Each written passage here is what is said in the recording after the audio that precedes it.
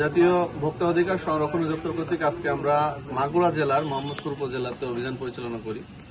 তো এখানে বালিদিয়া নামে একটা বাজার, যেখানে অভিযানে এসে আমরা বিভিন্ন প্রতিষ্ঠান, সার ডিলার সহ বিভিন্ন প্রতিষ্ঠান তদারকি করেছি।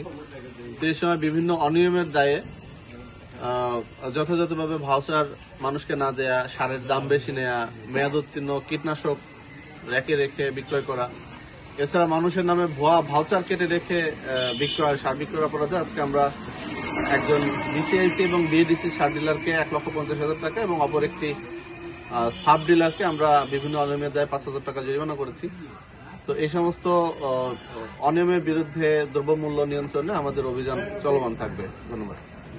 আচ্ছা, আমি মাগুরার ভোক্তা অধিকার অফিসার বলছি। মাগুরা জেলা ভোক্তা অধিকার অফিসার। জি, ভালো আছেন আপনি?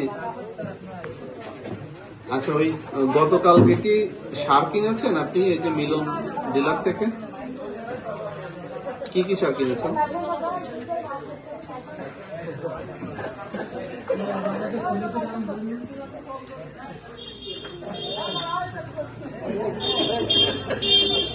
কোনটা? সাউন্ড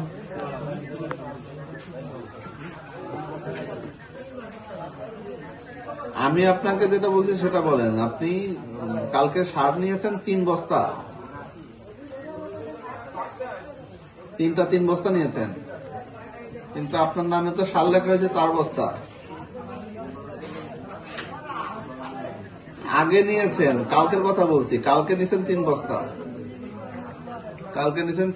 কিন্তু আপনার নামে সার লেখা হয়েছে 4 বস্তা। 4 বস্তা লেখা আছে, ঠিক আছে, তাহলে ধন্যবাদ। হ্যাঁ, নামে তো 4 বস্তা লেখা, কিন্তু আপনি নিছেন 3 বস্তা। ঠিক আছে মুরব্বী, ভালো থাকুন।